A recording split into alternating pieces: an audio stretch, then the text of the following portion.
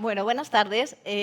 Para mí es un placer. Solo puedo empezar hoy dando las gracias, porque es mi segunda vez en Zamora, la primera vez hablando de lo que más me gusta, que es prehistoria, y sobre todo dándole las gracias porque estoy bastante impresionado por la cantidad de gente, lo cual es una grandísima responsabilidad.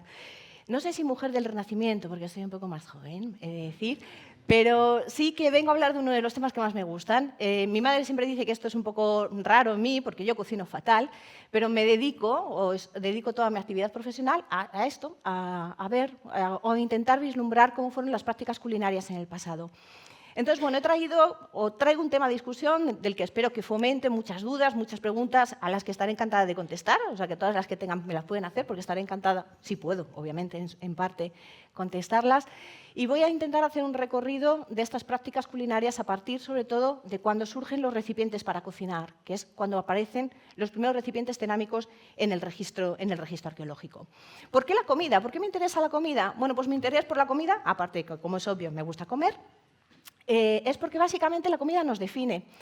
Nosotros, como entes sociales, como entes culturales, somos lo que comemos. Y esta comida nos define a nivel de sociedad, nos define a nivel individual, nos define a muchos niveles. Entonces, la comida, sin ninguna duda, es una manifestación cultural de todos los grupos humanos, en la actualidad y en el pasado. Entonces, intentar reconstruir estas prácticas culinarias en el pasado es fundamental, porque nos ayuda a conocer sus dinámicas sociales. Para nosotros ahora mismo, la comida es una manifestación que damos pues, a determinados eventos, ¿no? Todos nos reunimos a comer, seguramente, los domingos. Yo voy a casa de mi madre todos los domingos. Nos reunimos a comer en determinados eventos como las Navidades. Celebramos determinados eventos sociales como pueden ser bodas, bautizos, con estas comidas. Pero también tenemos comidas específicas, tenemos determinadas comidas ligadas a determinadas épocas del año. Nosotros no cocinamos, no comemos lo mismo en unas épocas que en otras. Y esto es porque, sin ninguna duda, la comida nos está reflejando, ¿no? Esta parte más cultural, esta parte social de nuestra comunidad. Entonces, dentro de esta comida, sin ninguna duda, también encontramos diferencias geográficas. Yo durante muchos años he vivido fuera y lo primero que me preguntaban es, bueno, ¿cómo era la comida en Reino Unido? Que todos sabemos que es mala. ¿O cómo era la comida en...? Porque cada vez que viajamos a un sitio nuevo, especialmente a un sitio exótico, lo que más nos llama la atención es lo que se come. Entonces, si yo les pongo estas imágenes, sin ninguna duda me sabrán identificar los países o las zonas geográficas de las que procede, porque la comida constituye una manifestación cultural y está ligado en mucha parte a nuestros territorios geográficos. Y estas modificaciones culturales, estas modificaciones de las prácticas culinarias a nivel geográfico, también las podemos intentar vislumbrar o podemos intentar explorarlas en el pasado. Pero sin ninguna duda a la comida hay que unirle la bebida. Nosotros comemos y bebemos por eventos sociales. Tampoco bebemos lo mismo en todos los eventos. En nuestro día a día ingerimos una serie de líquidos, en los eventos sociales ingerimos otra serie de líquidos, cuando brindamos en Navidades, obviamente consumimos otro tipo de bebidas. Entonces, todos estos aspectos los podemos intentar explorar o por lo menos proponer hipótesis de cómo fueron en el pasado, cómo surgen y obviamente qué problemas, qué intolerancias, qué malestares nos han ido provocando a lo largo de la prehistoria. Pero obviamente a ese valor cultural, a ese valor que tiene la comida y la bebida en nuestro entorno, en nuestra comunidad, le tenemos que unir que la comida, sin ninguna duda, tiene un grandísimo valor económico. Valor económico que tiene en la actualidad. Acudimos a restaurantes, compramos revistas de comida, compramos robots de cocina y todo esto está orientado a elaborar una serie de platos que nosotros lo sacamos generalmente de nuestra cotidianidad para celebrar determinados eventos o para mostrar determinados elementos o eventos de comensalidad. Y esto, sin ninguna duda, constituye una fuente de valor económico muy importante en la actualidad. Y dentro de estas comidas, dentro de estos alimentos que surgen en la prehistoria, que se procesan en prehistoria y que tienen un altísimo impacto en nuestra sociedad actual, están los productos lácteos. Productos lácteos, leches, quesos, requesones, que son uno de los principales motores económicos en la industria alimenticia y que además tienen muchísimo impacto en la sociedad actual, debido fundamentalmente al elevado número de intolerantes a la lactosa, al surgimiento de todos esos productos para compensar esas intolerancias. Entonces, el estudio de estos patrones culinarios en el pasado es fundamental, no solo para entender cómo se producen, cómo surgen, qué impacto tienen en nuestra cultura, qué impacto tienen en nuestra comunidad como sociedad, sino también qué impacto tienen en nuestra salud. Porque nos permite también intentar explorar cuándo surgen esas intolerancias en el pasado para poder entender por qué en el presente cada vez más tenemos estos progresivos aumentos en los índices de intolerancia. Entonces, en el pasado podemos explorar la comida desde distintos aspectos. La comida nos da información sobre, obviamente, cómo se alimentaban los grupos del pasado, cómo se procesaban esos recursos que ellos consumían y, obviamente, sobre cómo se conservaban. Durante la mayor parte de la historia de la humanidad hemos sido grupos de cazadores-recolectores, es decir, no teníamos tecnologías orientadas específicamente al cocinado de los alimentos. Esto quiere decir que su información siempre se ha orientado a lo que en prehistoria hemos denominado las bases de subsistencia, es decir, qué se consume para sobrevivir como grupo. Entonces, la consideración de los recursos o el procesado, las prácticas culinarias como prácticas culturales, las podemos empezar a explorar cuando surge la tecnología cerámica. Y esto es algo que ya se produce en un momento avanzado de la prehistoria, como después diré. En los yacimientos arqueológicos, en los registros arqueológicos, podemos intentar explorar o podemos intentar ver cómo o qué alimentos, mejor dicho, se consumían por parte de estos grupos humanos a través de dos tipos de evidencia, que he clasificado a grosso modo, y que siempre clasifico a grosso modo, en dos grandes grupos. Por un lado tendríamos la evidencia visible, que serían todos los huesos de animales que aparecen en los yacimientos arqueológicos, todos los restos de plantas, las semillas, los tubérculos, las setas que aparecen en los yacimientos arqueológicos, que es una evidencia directa. Es decir, nosotros tenemos el resto en el yacimiento arqueológico que nos permite identificarlo y que nos permite saber pues, cómo se cómo se consumió el pescado, cómo se consumió los ciervos o cómo se consumieron determinados recursos vegetales. Sin embargo, cada vez más tenemos toda una serie de evidencia invisible y con esto me refiero a todo lo que los arqueólogos y arqueólogas no vemos en los yacimientos arqueológicos. Yo cuando estoy excavando no veo el ADN, no veo los lípidos, pero sí sabemos que son biomoléculas, son elementos que podemos extraer a partir de los yacimientos, a partir de determinados restos arqueológicos. Todo este tipo de biomoléculas, el famoso ADN, las famosas proteínas, los lípidos, los podemos extraer en lo que se ha denominado, o que actualmente se denomina, la arqueología biomolecular. Entonces, a partir de esa evidencia visible, podríamos extrapolar o podríamos considerar cómo o qué animales se consumen a partir de las marcas de corte. No solo podemos saber si se consumió un determinado tipo de ciervo, un determinado tipo de caballo, sino también qué partes de su anatomía se consumieron inicialmente y de qué forma en parte se procesaron, si fueron, por ejemplo, puestos a la hoguera, al fuego o carbonizados de alguna manera. Estos patrones de consumo nos han permitido o han permitido proponer una serie de modificaciones a lo largo, sobre todo, de esos consumos entre grupos de cazadores-recolectores. Dentro de esta evidencia directa, creo que es bastante interesante algunas cosas que se han publicado en los últimos 2 años, bueno, ya más de 2 años, 5 realmente, y he traído a colación 2 ejemplos. Uno de ellos son los restos de setas que han aparecido en uno de los yacimientos peninsulares, el yacimiento de la Draga, en Girona, donde han aparecido restos de tubérculos que nos están dando evidencia de cómo estos grupos también consumían estos productos que forman parte de nuestra dieta en la actualidad. Pero uno de los hallazgos posiblemente que más impacto han tenido en prehistoria ha sido el descubrimiento de las primeras evidencias de pan. Y esto es relevante, o a mi punto de vista es relevante, porque no solo nos dice que se estaban consumiendo los cereales, que es una cosa que ya sabíamos, sino cómo se estaban procesando. Y en ese procesado lo que influye no es una necesidad meramente de subsistencia, sino lo que influye es un aspecto cultural. Nosotros preparamos, igual que consumimos, la comida siguiendo unos patrones sociales, siguiendo unos patrones culturales. Entre las evidencias más interesantes que tenemos, obviamente, también están los materiales arqueológicos. Muchos materiales, en concreto, bueno, pues las hoces, obviamente, nos dan evidencia de que se está segando o de que se está cultivando el cereal. También hay determinadas vasijas que nos dan o que nos permiten vislumbrar cómo se están alimentando determinados sectores. Y he traído a colación uno de los estudios más bonitos que se han publicado en los últimos 10 años, que son esos biberones prehistóricos, ¿no? Donde en su interior se ha documentado la existencia de leche y que los autores que los estudiaron relacionaron con la alimentación de esa población infantil. que nos permite establecer un nexo de cómo se estaban alimentando, ¿no?, los niños una vez que se llevaba a cabo el destete. Pero también tenemos evidencias en el propio registro arqueológico. En el registro, en los propios yacimientos arqueológicos, encontramos estructuras que están orientadas a ese procesado, a esa conservación de los alimentos y que nos dan idea en algunas ocasiones o nos permiten proponer que también se están utilizando para cocinar. Entonces, a partir de todo ello, en los últimos años, en los últimos 10 años sobre todo, se ha combinado el estudio de esa evidencia directa, de los restos directos que aparecen en los yacimientos arqueológicos, ya sean materiales, restos de fauna, restos botánicos o restos de las propias estructuras, con lo que se denominaba, o lo que les dije antes, que se ha denominado la arqueología biomolecular. Es decir, la recuperación de todas esas biomoléculas que los arqueólogos no vemos cuando estamos excavando, pero que están presentes en los yacimientos arqueológicos.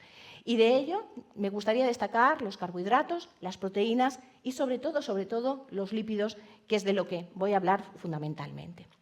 Esta evidencia invisible nos ha permitido reconstruir las prácticas de subsistencia de bastantes grupos humanos en la prehistoria.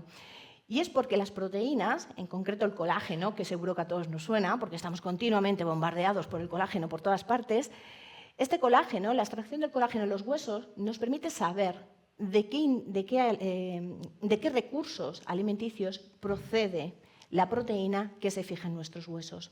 Hasta tal punto es así que les he traído a colación estos dos gráficos donde se muestran las modificaciones en la dieta de los grupos de cazadores-recolectores de la península ibérica frente a los grupos de campesinos. En estos gráficos, cada uno de esos puntos constituye un ser humano, es decir, un resto humano analizado. Y lo que ven en el eje son los dos isótopos estables que analizamos, el isótopo nitrógeno 15 y el carbono 13. La comparación entre estos dos isótopos nos permite saber si los alimentos ingeridos por ese individuo procedían de recursos terrestres o procedían de recursos marinos. Si yo les pongo estos dos gráficos, lo primero que llama la atención es que vemos una población que tiene una diversidad alimenticia tremenda, como es la de los cazadores-recolectores, frente a lo de los grupos campesinos, que son estos de aquí, donde vemos que la alimentación está mucho más concentrada en una serie de recursos. Y esto para nosotros, como prehistoriadores, obviamente tiene una implicación social, tiene una implicación cultural y, sin ninguna duda, tiene una implicación de organización de grupo. Entonces, a partir de esta evidencia no visible, podemos llegar a proponer cómo se ha ido modificando la subsistencia de estos grupos. Sin embargo, los grupos de cazadores-recolectores, como les comentaba, no tienen ninguna tecnología que les permitiera llevar a cabo un procesado directo sobre las hogueras, es decir, no tienen ningún contenedor, ninguna tecnología conocida que les permita cocinar directamente sobre el fuego. Seguramente cocinaron, seguramente procesaron este tipo de alimentos a partir de algunos tipos de recipientes, de madera, de cestas, pero no disponían de una tecnología que pudiesen situar directamente en el fuego para cocinar. La verdadera innovación de la tecnología cerámica, la aparición de los primeros recipientes cerámicos, sin ninguna duda, lo que supuso es una modificación fundamental y trascendental en las prácticas culinarias. Y esto es porque la cerámica, una vez que se hace el recipiente, se puede situar directamente sobre el fuego. Y esto lo que va a permitir es no solo consumir los productos de una manera diferente, sino además empezar a desarrollar determinadas prácticas culinarias, determinadas recetas de cocina que vamos a ver que surgen con la aparición de este tipo de tecnología. Estas cerámicas se sitúan, por tanto, sobre el fuego directamente y van a permitir, o todos los estudios experimentales reflejan que empiezan a producirse o que permiten realizar determinadas recetas con los alimentos que sabemos que estaban disponibles en ese momento. Pero ¿cómo estudiamos, cómo analizamos, ¿no?, esta evidencia de cocina, estas prácticas culinarias? Bueno, a mí siempre me gusta poner esta imagen de aquí, este recipiente que ven aquí. Esto es un yacimiento prehistórico, es uno de los casos más raros que hay en el registro arqueológico europeo, es el yacimiento Mast Farm en Reino Unido, donde ven el recipiente y toda esta parte que ven aquí carbonizada es resto de comida. Es decir, es la última comida que se realizó en ese recipiente antes de que quedase enterrado o colapsado por la caída de las cabañas del yacimiento. Sin embargo, como se pueden imaginar, esto en arqueología pasa una vez, no suele pasar nunca. A mí me encantaría que pasase, porque obviamente esto nos da evidencia de qué se cocinó en ese momento, en ese recipiente, pero este tipo de evidencias visibles son muy, muy escasas en el registro arqueológico. Casos como este, casos como el de Masfarm, nos han permitido estudiar todos estos restos que aparecen carbonizados en este interior, cuya foto microscópica ven aquí, y nos han permitido ver o establecer cuáles son las recetas que se estaban realizando en el yacimiento en ese momento. Se han identificado los restos de cereales que se estaban cocinando con leche y que tenían seguramente carne de ovicaprino, seguramente de cabra o de oveja, haciendo una especie de, pues de plato, de puchero, en el momento en el que colapsó la cabaña en la que se encontraba este recipiente. Sin embargo, como les decía, esto no es lo habitual. Lo habitual es que aparezca un montón de cerámica en los yacimientos arqueológicos, pero en esta cerámica no suele haber residuo en la parte interior, con lo cual es imposible, a priori, saber que se estaba cocinando en el momento que se produjo su fracturación. Entonces, lo que encontramos son un montón de fragmentos rotos, habitualmente, que lo que tenemos que hacer es empezar a estudiarlo, ver las morfologías, ver qué tipo de componentes, de materias primas se utilizaron. Pero la cerámica prehistórica, además, tiene una cualidad muy buena para el estudio de las prácticas culinarias. Lo que les he puesto en esta imagen, esto es un corte transversal de la cerámica que suelo estudiar. Yo, quitando el caso de Masfarm, el resto, todo, son fragmentos dispersos que suelo pegar para ver qué forma tenía el recipiente, y después lo que analizo, lo primero, son las pastas. Entonces, en esta sección transversal, lo que ven, esta parte más marrón y la marrón oscura, eso sería la parte de la arcilla, y lo que ven así más blanco, esa es la parte no plástica, es decir, los desgrasantes que se añaden para poder modelar el recipiente. Después ven por aquí toda una serie de vacuolas, de poros alargados, y esto es lo que hace a la cerámica prehistórica excepcional. A pesar de que a nivel tecnológico esta cerámica podríamos decir que, pues no tiene una perfección técnica como tiene la cerámica a torno, esta cerámica es excepcional para conservar restos, esos restos de biomoléculas de los que les comentaba al principio. La cerámica prehistórica lo que permite es, en esa porosidad, se van a conservar los restos de los alimentos que se cocinaron en su momento. Y esto nos permite reconstruir las prácticas culinarias incluso de cerámicas de hace aproximadamente 16.000 años, lo cual nos da unas posibilidades, unas perspectivas de análisis que no teníamos hace 10 años. Entonces, lo que analizamos es, a partir de esos poros, lo que vamos a ir extrayendo son esas biomoléculas, esos lípidos que se quedan encerrados en los poros de las cerámicas. Y ahí es donde conjugamos el interés de la prehistoria, el de la arqueología, con el de la química orgánica, porque lo que estudiamos básicamente son las grasas. Entonces, ¿cómo analizamos esta evidencia? Pues básicamente nosotros partimos de un supuesto evento de cocina que se produjo en el pasado, que obviamente a priori no sabemos cómo es, que es absorbido por esa pasta cerámica. Esto que les he puesto aquí es uno de los fragmentos que he analizado. Entonces, lo que hacemos es coger una muestra de polvo de su interior. Y en ese polvo es donde se quedan atrapados esas biomoléculas. Entonces, ¿por qué? De todas las biomoléculas que existen, ¿por qué nosotros analizamos los lípidos? Bueno, pues sin ninguna duda a todos nos suenan las grasas, porque estamos muy obsesionados con esto. Entonces, las grasas tienen dos características que las convierten en la biomolécula perfecta. Y es que no son solubles en agua, porque cuando cocemos sabemos que todas las grasas se van quedando en la parte de arriba, y son solubles en solventes orgánicos. Y esto lo convierte en su característica fundamental para poderlos traer después en el trabajo de laboratorio. Porque nosotros lo que hacemos es realmente un trabajo de química orgánica. A partir de esa muestra, que es aproximadamente son 2 gramos de polvo, porque básicamente es un polvo arcilloso, conseguimos extraer esos componentes, esos lípidos, analizar los datos e interpretar los resultados. Entonces, esto que les digo ya así es tan directo, hay que tener en cuenta sobre todo una cosa. Y es que cuando analizamos estos lípidos, los lípidos que nosotros extraemos no nos van a dar idea de la última comida que se hizo en ese recipiente, sino que son lípidos que se van acumulando a lo largo de todos los episodios de cocina. Es decir, nos van a decir para qué se utilizó mayoritariamente ese recipiente.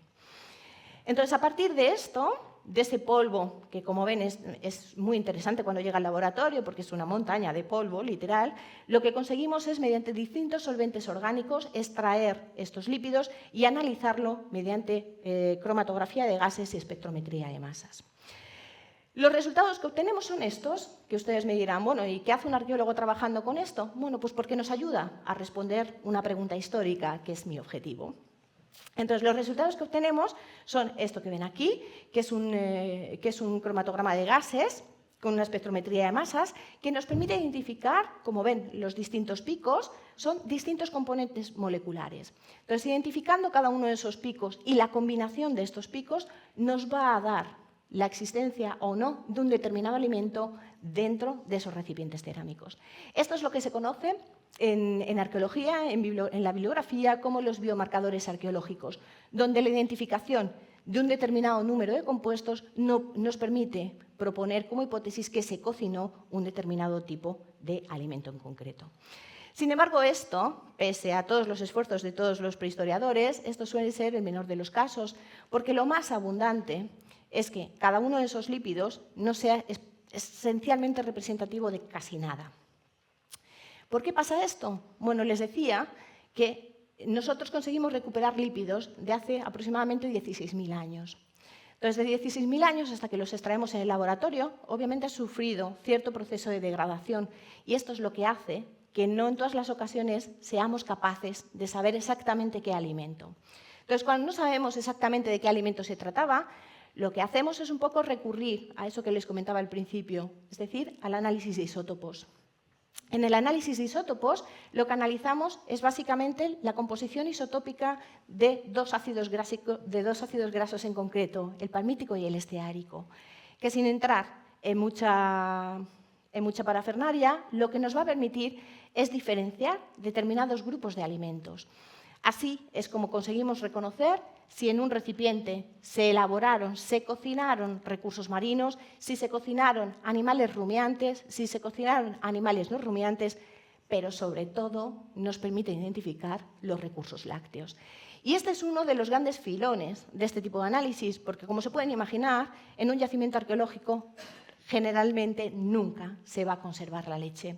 Entonces, a partir de este tipo de análisis hemos conseguido un poco trazar la historia de cuándo surge el consumo de este tipo de alimento, cómo se consume, cómo se cocina y qué repercusiones tuvo en las sociedades del pasado.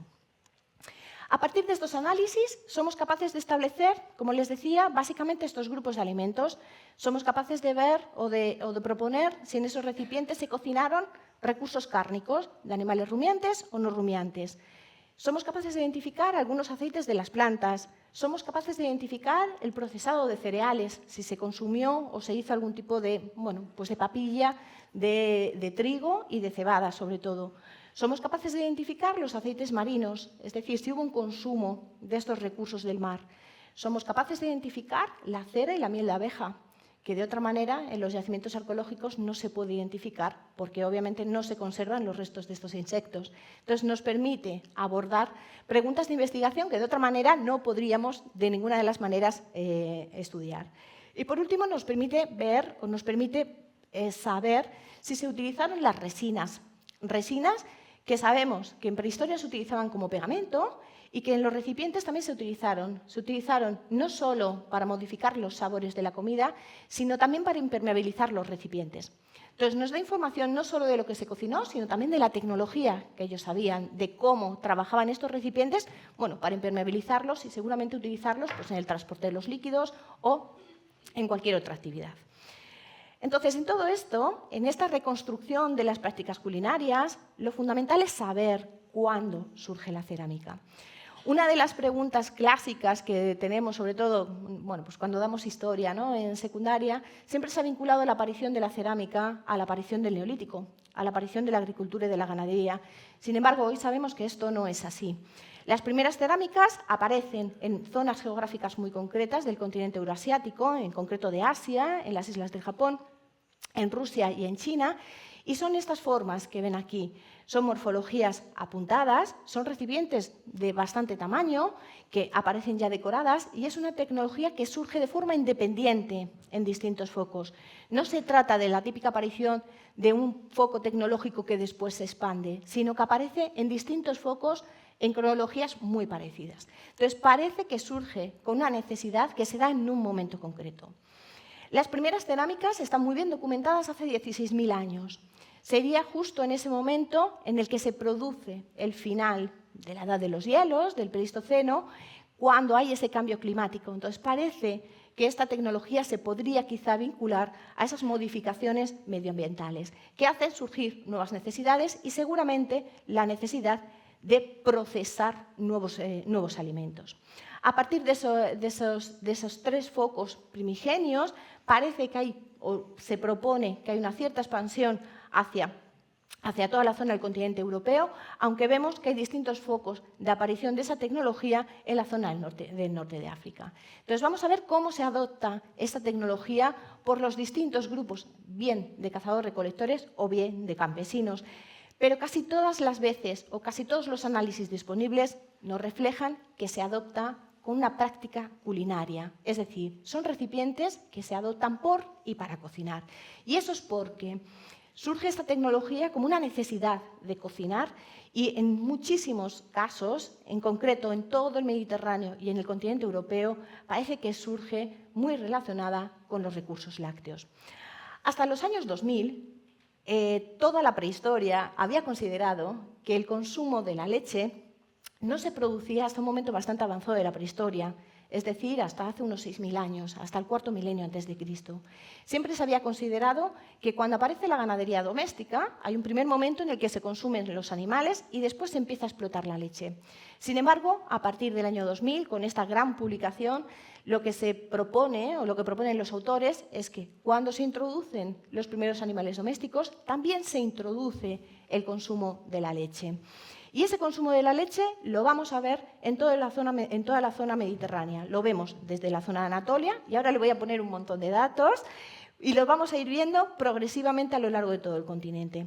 En estos gráficos lo que ven son los valores isotópicos que he dividido en la parte baja, es donde aparecen los productos lácteos, en la parte media, donde aparecen las cerámicas que están relacionadas con el procesado de recursos cárnicos, y en la parte de arriba las cerámicas que están relacionadas con el procesado del cerdo, porque es un animal muy específico, al no ser rumiante es muy fácil de ver.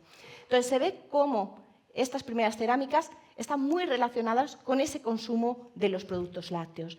Productos lácteos que se introducen en toda la cuenca mediterránea y que vamos a ir viendo en mayor o menor medida en la zona de Levante, en la zona de Anatolia, en la zona de Grecia, incluso en la península itálica. ¿Pero qué pasa? ¿Qué pasa en la península ibérica? ¿Esta tendencia también la vemos? Bueno, pues las primeras cerámicas que se documentan en la península ibérica parece, en algunos casos, que presentan un patrón similar a lo que ocurre. Vamos a encontrar cerámicas que reflejan que se está desarrollando una cocina relacionada quizá con esos productos lácteos, aunque vemos también un gran procesado de recursos cárnicos, en este caso de recursos rumiantes. Y esto se ve tanto en los momentos iniciales, como sería este cardial, como en los momentos más avanzados, donde vemos que la presencia de esos productos lácteos cada vez es más relevante. Esto se ve incluso en algunos yacimientos del Levante, pero también vemos casos en los que estos productos lácteos no están. Entonces vemos un patrón bastante cambiante. Si bien es cierto, en la península ibérica lo que vamos a encontrar es, en algunos casos, la ausencia de estos animales, con mayor importancia del procesado de carne de oveja y cabra y de cerdo, cosa que si pensamos en nuestra alimentación, quizá nos recuerda un poco a lo que está pasando en la actualidad. Frente a este panorama en el que parece que solo consumimos carne, ¿qué pasa con las plantas, no? Bueno, una de las limitaciones del estudio, o de este tipo de estudios, mejor dicho, es la identificación de las plantas. El que nosotros no tengamos datos no quiere decir que no se consuman, lo que quiere decir es que no se conservan. Porque, como todos sabemos, las plantas son menos grasas que los recursos cárnicos y menos grasas que los lácteos, con lo cual su huella en estas cerámicas siempre es menor. Entonces, en este tipo de estudios siempre vamos a tener una sobrerepresentación de estos productos cárnicos y de estos productos lácteos. Y esta tendencia la vemos igualmente en yacimientos del interior peninsular e, increíblemente, lo vamos a ver en zonas costeras. Y voy a centrarme un poco en este aspecto porque creo que después me ayudará un poco a sostener las ideas que les quiero comentar al final para ver si suscita algún tipo de debate. Bueno, la zona del Atlántico peninsular es la zona más alejada de los focos de origen de la ganadería doméstica. Es la zona más tardía donde aparecen los recursos domésticos, donde se introduce la agricultura y donde se introducen ovejas, cabras y vacas.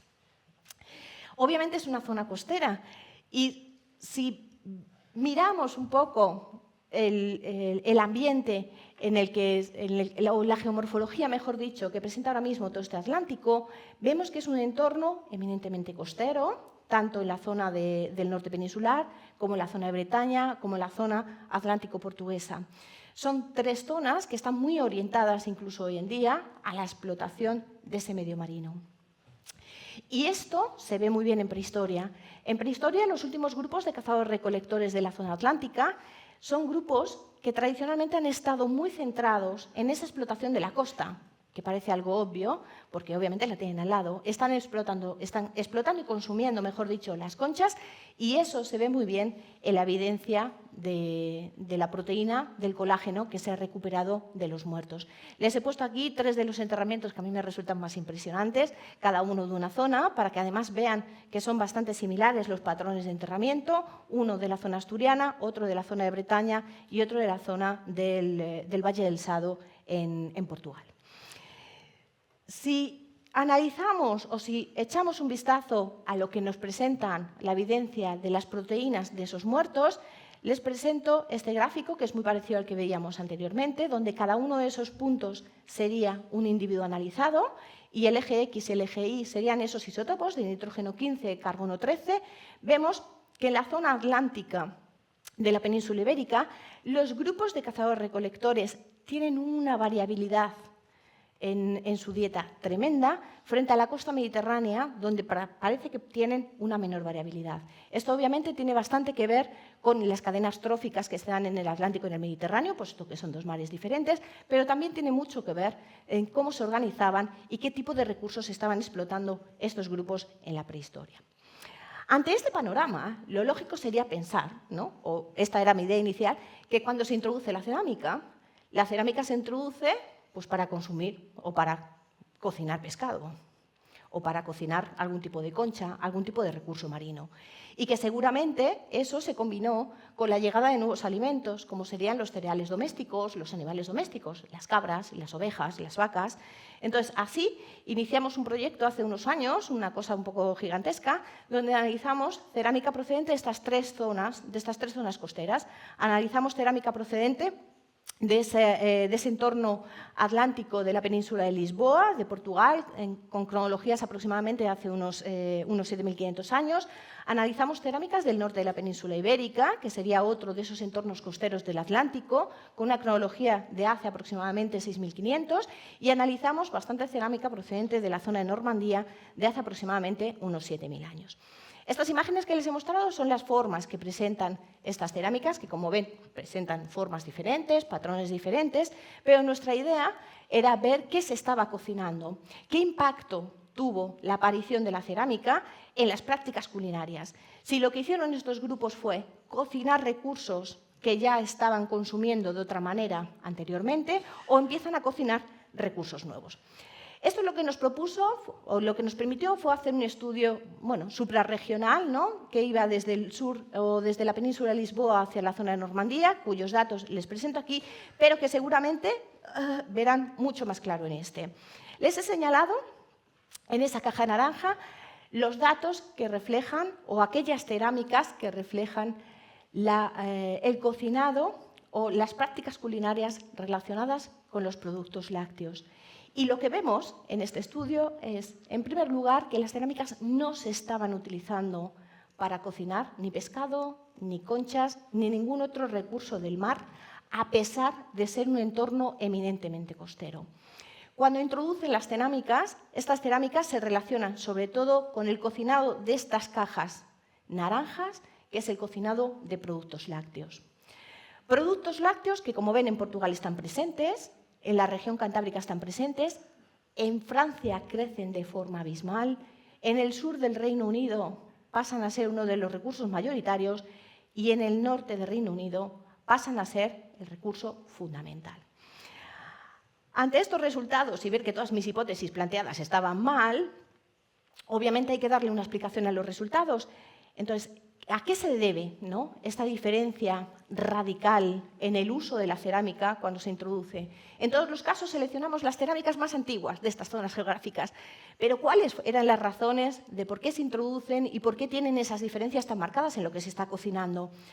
Bueno, pues si vemos o si comparamos estos resultados con los restos de animales que aparecen en los yacimientos arqueológicos, lo que vemos es que en los momentos del Neolítico inicial, en toda esta zona del Atlántico europeo, vemos dos zonas, dos patrones, dos animales domésticos mayoritarios en unas zonas u otras. En la península ibérica, la cabaña ganadera doméstica de principios del Neolítico es una cabaña, es una ganadería que se centra sobre todo en dos animales, que son la oveja y la cabra, que seguro que les suena. Mientras que, a medida que vamos hacia el norte de Europa, la cabaña ganadera desde el Neolítico está mayoritariamente constituida por vacas. Entonces, estas diferencias en la estrategia de gestión del ganado seguramente tuvo muchísimo impacto en las prácticas culinarias. Y es un patrón que si nosotros nos planteamos hoy en día, quizá podamos ver algún tipo de reminiscencia. Porque nuestra cabaña ganadera mayoritariamente son cabras ovejas. De hecho, la mayor parte de nuestros quesos son de cabra y de oveja. Sin embargo, a medida que vamos aumentando nuestra latitud hacia el norte, se introduce el ganado vacuno, que es mayoritario en el Cantábrico, es mayoritario en la zona de Bretaña y es mayoritario en las Islas Británicas. Entonces, quizá este patrón que vemos en prehistoria tenga cierta importancia para entender nuestro patrón actual. Pero ¿por qué la leche? ¿Se debe solo, ese consumo de la leche está exclusivamente relacionado con esa importancia de las vacas en las latitudes más septentrionales? Bueno, seguramente tenga mucho que ver con otros factores. Todos los que hemos vivido en el norte europeo sabemos que la falta de sol hace o requiere que tengamos que consumir aportes vitamínicos y entre esos aportes vitamínicos está la vitamina D. Entonces, seguramente eso, el mayor consumo de productos lácteos en el norte de Europa también tuvo que ver, obviamente, con esas ventajas nutricionales que tienen los productos lácteos, sobre todo el aporte de las grasas y el aporte de la vitamina D, que es fundamental para todas esas poblaciones de Europa del Norte, donde tienen una menor exposición a la luz solar. Nosotros, obviamente, no lo sabemos, porque afortunadamente vivimos en un sitio con bastante sol, pero obviamente en las latitudes del norte, en las latitudes septentrionales, es importante tener en cuenta o en consideración estos aspectos. Pero una de las cosas que más llama la atención es que la presencia de estos productos lácteos en prehistoria choca con una realidad biológica. Y la realidad biológica es que todas estas poblaciones eran intolerantes a la lactosa. Entonces, su ingesta les tuvo que provocar algún tipo de malestar, porque no son poblaciones que tengan la mutación genética de tolerancia a la lactosa. Entonces, la tolerancia a la lactosa es algo que el ser humano ha dirigido, es decir, un consumo cada vez mayor de la leche es lo que provocó esa mutación. Entonces, cabe preguntarse, bueno, si en las cerámicas lo que tenemos documentado es un montón de residuos lácteos relacionados con la leche que estaban siendo consumidos por poblaciones que eran intolerantes a la lactosa, ¿cómo lo estaban produciendo? Entonces, esto nos lleva a plantearnos que obviamente no están ingiriendo la leche directamente, porque su ingesta directa es lo que más daño hace, sino que seguramente la estaban procesando de alguna manera, la estaban fermentando. Entonces, podemos rastrear o podemos proponer que seguramente los orígenes del queso, el requesón, quizá el kéfir, toda esta serie de productos fermentados a partir de los productos lácteos ya se documentaban perfectamente en prehistoria. Y además, este gradiente en la tolerancia e intolerancia a la lactosa quizá nos deje ver un poco en la actualidad esta tendencia, En la actualidad sabemos que las poblaciones del norte de Europa son tolerantes o presentan mayor grado de tolerancia a la lactosa que las poblaciones del sur de Europa, donde tenemos cada vez más casos de intolerancia a la lactosa.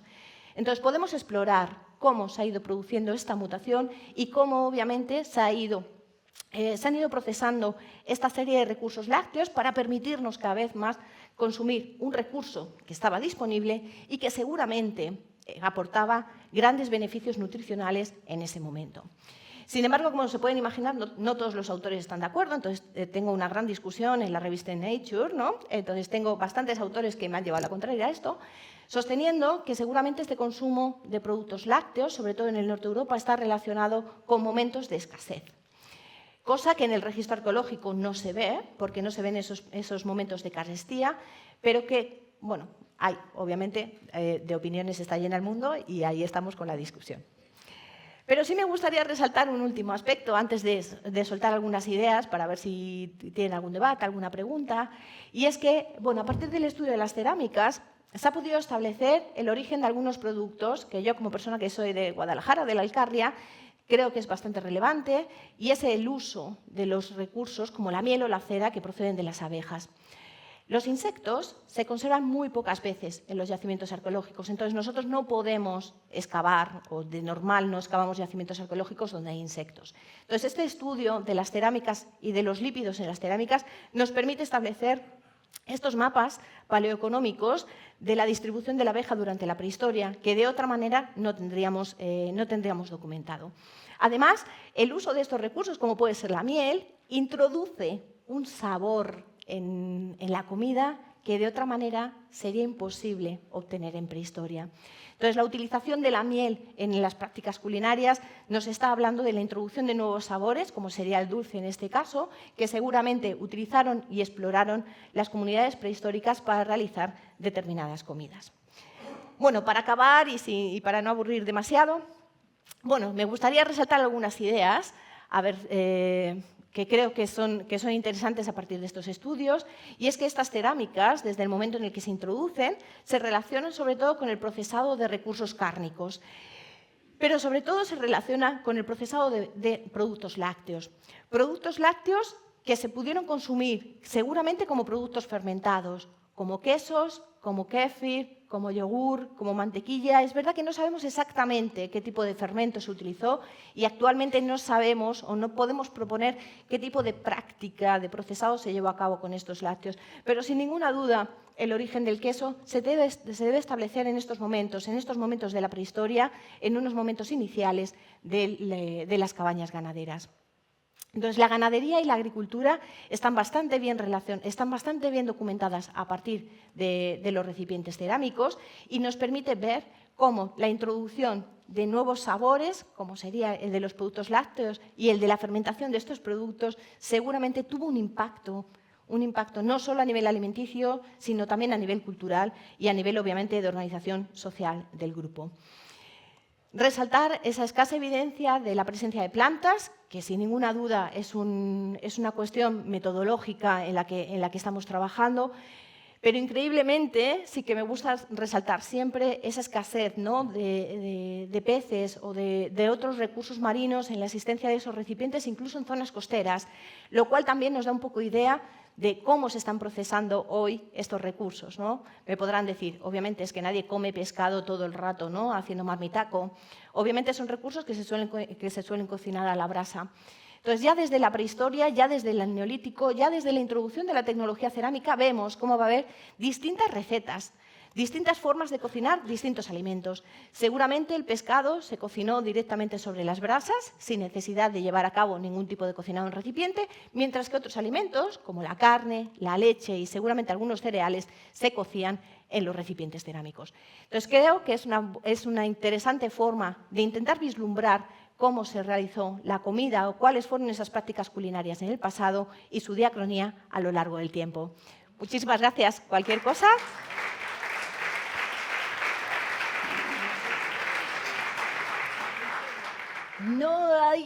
La verdad es que a mí me encantaría saber eso. De hecho, uno de mis mayores, de los aspectos que más me hacen pensar es eso, la transmisión del conocimiento, cómo se transmite el conocimiento de unas generaciones a otras. Y Y realmente creo que es como ahora. Me refiero, en las sociedades tradicionales el conocimiento se transmite por vía oral, aprendiendo con la persona que sabe hacer. Trabajando con grupos de artesanos, ellos transmiten el conocimiento. Tú siempre llegas de, no, yo me dedico a cerámica. Sí, pero realmente lo que ellos saben y lo que tú sabes no tienen nada que ver.